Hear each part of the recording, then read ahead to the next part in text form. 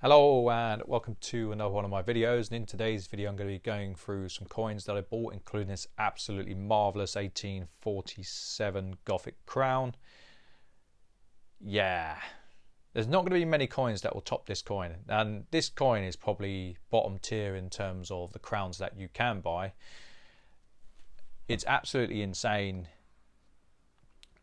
how much these little things will cost you.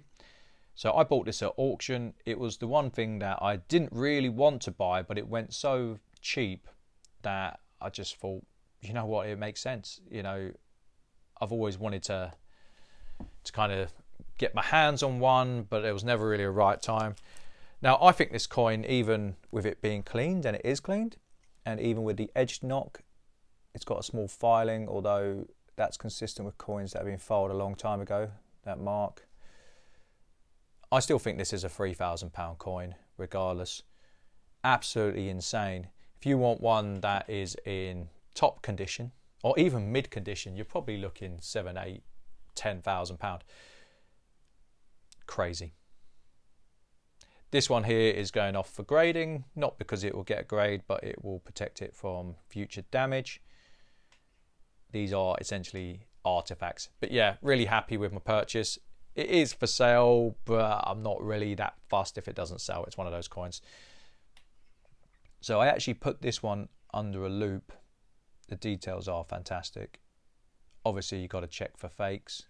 There are a lot of fakes of these on the market. It weighs right. The details are right. Under loop, it's glorious. It really is. What a beautiful coin. It's a shame about this bit here. It was advertised as such. It didn't say cleaned, but I had a suspicion it was cleaned.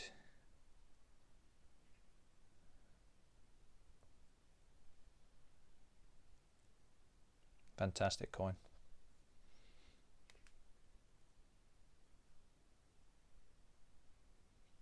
I'm not really bothered about the lack of gloves either. It's not going to do it any damage. Don't worry about it, guys. I know there'll be people in the comment section saying, oh, you need to wear gloves. Sometimes you really don't, guys. You need to learn your onions. You really do. So there's that. Incredibly happy to get that. Again, if it sells, great. If it doesn't sell, I'm okay to sit on it. But I still think it's worth about £3,000. Now let's get into the next few bits that come in. More my bread and butter. I don't really deal with much on the numismatic side, purely because I don't really get the opportunity. I'm more of a trader of the lower value stuff. It comes in, it goes out. These came in today. I received a message from a client that I'd been dealing with years and years and years ago. It was so long ago, he's probably doubled up on this. I remember selling some of the coins to him. When he came back to me, I just thought, oh, I recognise those. I remember who I bought them from. It was that long ago. I haven't dealt with that gentleman for years, since pre-Brexit. So let's get into them. These are pre-World War II. I believe they're Nazi era Potsdam garrison. They don't have the insignia on. I do have some non-silver Nazi coins in stock. I've just been stockpiling them. They seem to be a fan favourite for whatever reason. Most people buy them. They buy them out of curiosity rather than they're aligned in a political sense or an ideological sense. So make of that what you will. Oh, actually, tell a lie.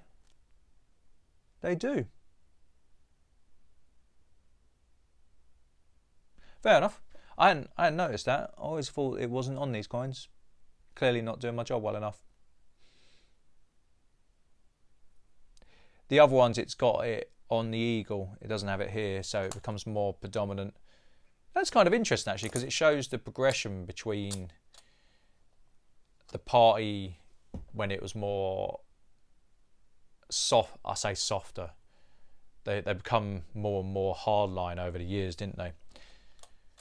So how Hitler got into power is a very intriguing case of how not to run a country. And sadly, I think that times are slowly repeating themselves. I do think fascism is on the rise.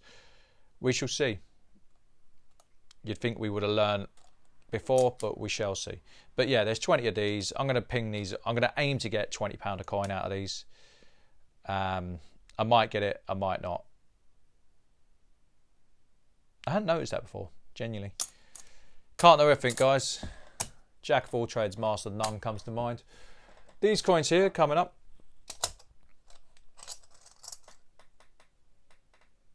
These were originally mine. I remember selling these. I think they're all, I don't want to say Morris Dancers because they're Portuguese coins. The equivalent of Morris Dancers.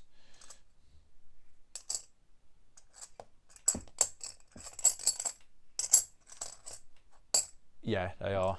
I remember this one. I never figured out why it had these marks. Still don't know.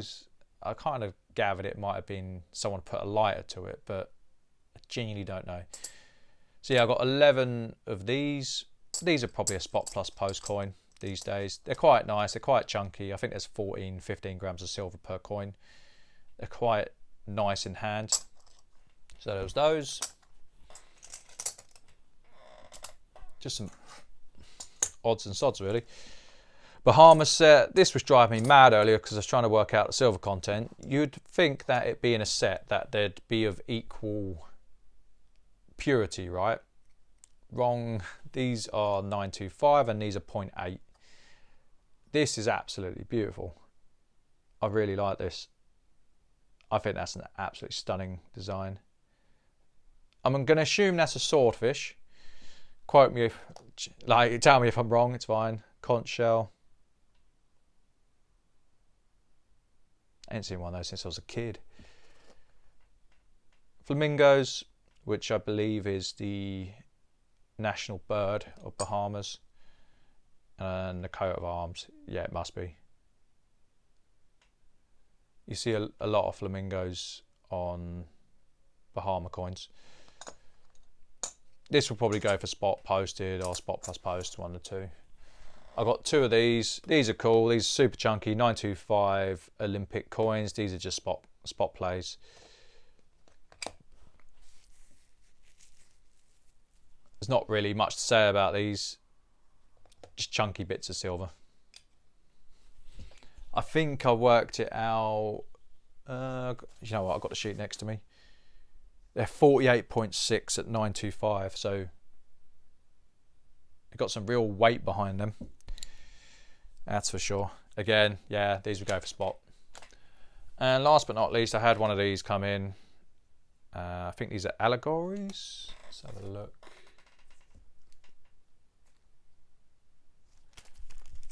It's got a COA with it. I sold some of these recently to a gentleman in Northern Ireland.